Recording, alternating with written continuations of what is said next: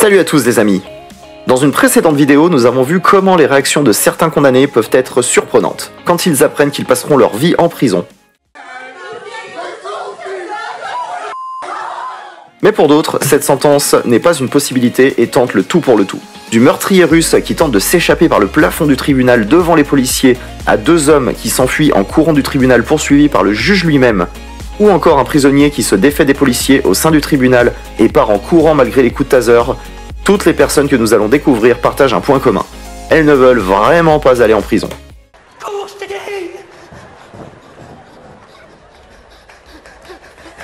Mais pourquoi tu cours ?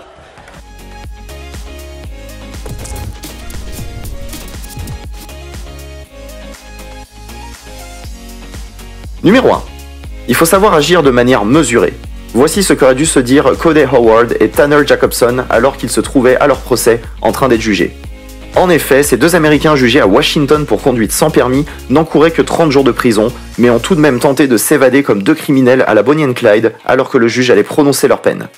Le problème dans cette histoire, c'est que cette tentative d'évasion improvisée n'a pas tenu compte de quelques détails. En particulier, les menottes et les larges sandales de douche orange que les deux hommes portaient au moment de prendre la fuite. Ce n'est donc qu'au bout de quelques minutes qu'Howard s'est cassé la figure juste dans le couloir à l'extérieur de la salle d'audience. Il a néanmoins réussi à rattraper son complice et à filer jusqu'à la sortie du bâtiment. Après une petite course, les deux jeunes hommes âgés de la vingtaine ont été rattrapés par le juge et la police. La vidéo a naturellement fait le tour des médias les plus influents des États-Unis et est devenue virale sur les réseaux sociaux. Mais le petit détail qui fait le plus de cette affaire, c'est que les deux jeunes hommes, en plus d'être des conducteurs illicites, étaient héroïnomanes.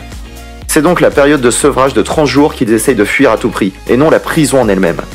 Cette vidéo drôle nous rappelle donc à tous que la drogue n'est pas la meilleure amie de l'homme. Numéro 2. L'homme qui fuyait la justice. Notre seconde histoire nous emmène dans l'Atlanta, toujours aux États-Unis. Cette fois, c'est Ronald Neal, un jeune homme de 24 ans, qui comparaît devant le juge pour des histoires antérieures de vol et de fuite face à des agents alors qu'il était sous caution.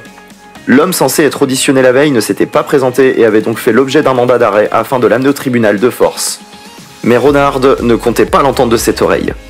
Bien que présent au cours de son audience, le voleur a décidé de s'enfuir dans une salle d'audience attenante.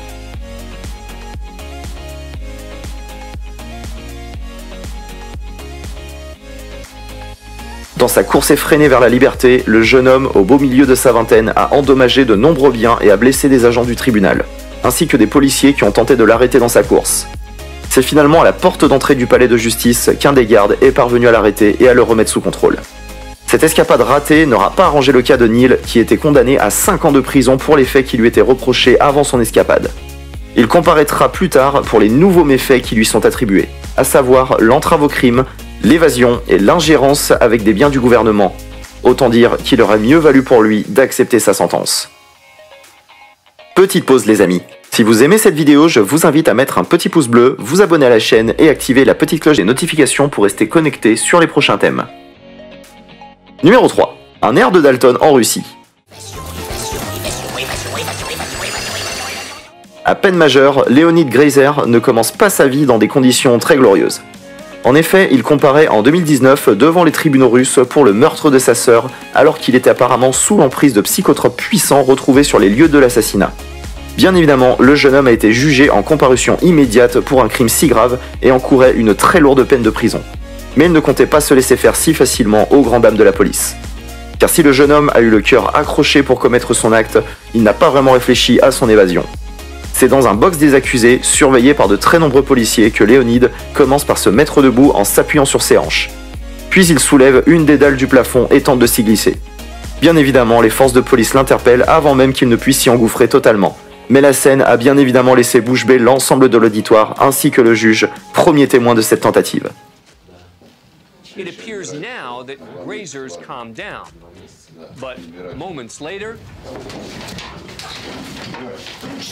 he somehow has slipped through the slats at the top. A gap in the video doesn't reveal how he did it, but if we look again, officers consider opening the box to stop him, but Grazer's way ahead of them.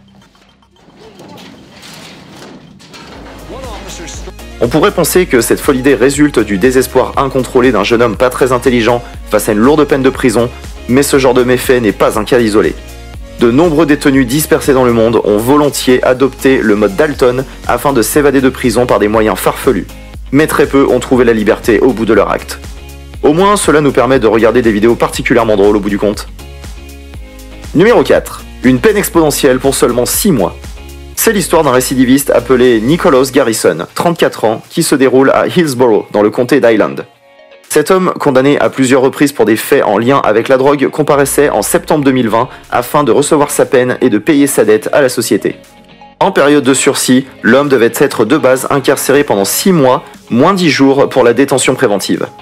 Mais comme il avait commis son infraction durant sa période de surveillance, sa peine allait être majorée de 530 jours de prison supplémentaires.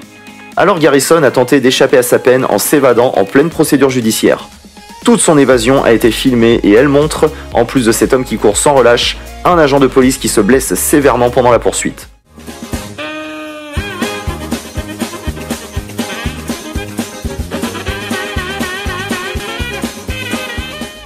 Contrairement aux autres personnes qu'on a citées dans les exemples précédents, le criminel a réussi à s'échapper et a donc été poursuivi pendant 4 jours dans une chasse à l'homme digne des plus grands polars.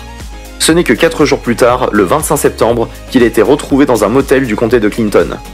Une chose est certaine, c'est que malgré le fait qu'il ait plaidé non coupable au cours de la procédure judiciaire suite à sa nouvelle arrestation, c'est que Garrison devra répondre à de nouvelles condamnations pour évasion et agression sur 2 agents de la paix.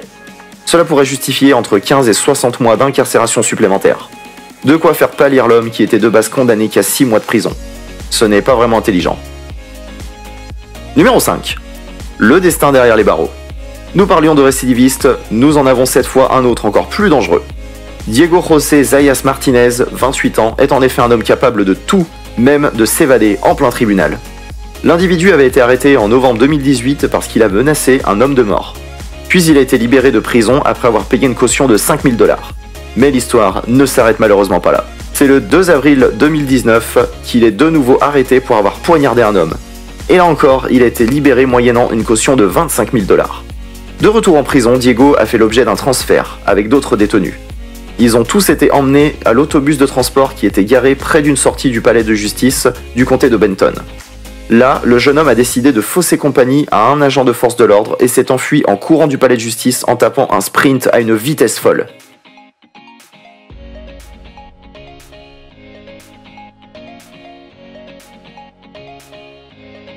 Après avoir échoué, l'agent a appelé ses collègues et tous se sont mis à la recherche du criminel en fuite. C'est une femme à pied qui leur a indiqué que l'homme qu'ils recherchaient se trouvait dans une maison dont elle donna l'adresse. Lorsque les agents se retrouvèrent sur les lieux, ils découvrirent Diego sous la maison. L'homme a ainsi été interpellé et sa caution portée de 100 000 à 500 000 $. Autant dire qu'il sera très compliqué pour Diego de revoir la lumière du jour sans s'acquitter une bonne fois pour toutes de sa dette envers la société. Numéro 6. Travailler en tant que magistrat aux États-Unis n'est pas vraiment la même chose qu'en France. C'est ce que vous diront certainement les 2 huissiers qui ont eu affaire à Christopher Lee Ruffin, 25 ans, dans le comté de Butler. L'homme qui, de base, était condamné à 90 jours de prison pour violation de probation, a tout simplement décidé d'agresser les 2 huissiers présents dans la salle d'audience avant de prendre la fuite.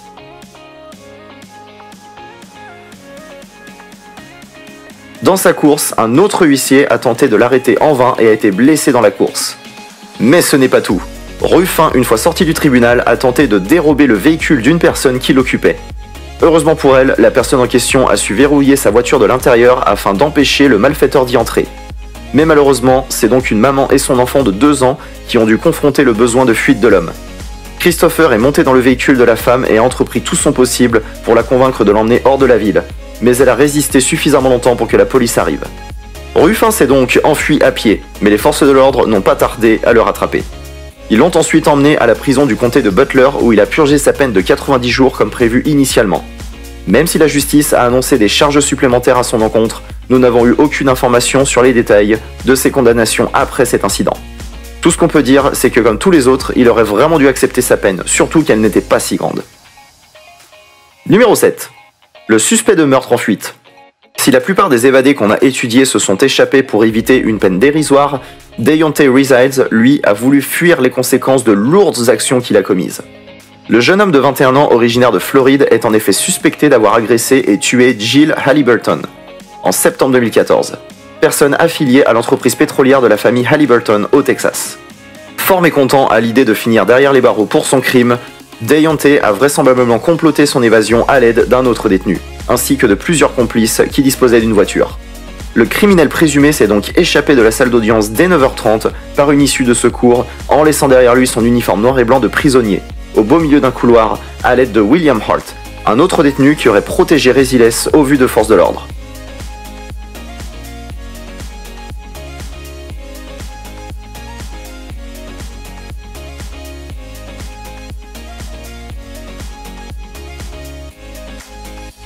Il peut ainsi briser ses chaînes et rejoindre ses 4 autres complices, dont sa petite amie. Elle l'aurait aidé à planifier son évasion, à porter des habits de rechange ainsi que la BMW qui a servi à l'évasion. Cependant, en dépit de cette planification minutieuse, le criminel en fuite a été appréhendé avec tous ses complices 5 jours plus tard dans le comté de Palm Beach. Il a donc été placé une nouvelle fois en détention en attendant le verdict définitif de sa condamnation. Son histoire a cependant démontré au shérif l'urgence de renforcer la sécurité du palais de justice. Grâce à Deontay, les détenus les plus menaçants sont maintenant encadrés par des gardes armés pendant toute la durée de leur procès, jusqu'à leur incarcération définitive. Une bonne chose que personne n'ait été blessé pour montrer cette faille du système judiciaire. Nous arrivons déjà les amis à la fin de cette vidéo. J'espère qu'elle vous aura plu et si c'est le cas, n'oubliez pas de vous abonner à la chaîne et activer la petite cloche des notifications pour rester connecté sur les prochains thèmes. Et bien sûr, n'oubliez pas de laisser un petit pouce bleu et me donner vos avis en commentaire. Si vous souhaitez découvrir toujours plus de classements ou d'histoires incroyables, vous pouvez aussi parcourir le reste de la chaîne. Je vous promets que cela en vaut le détour.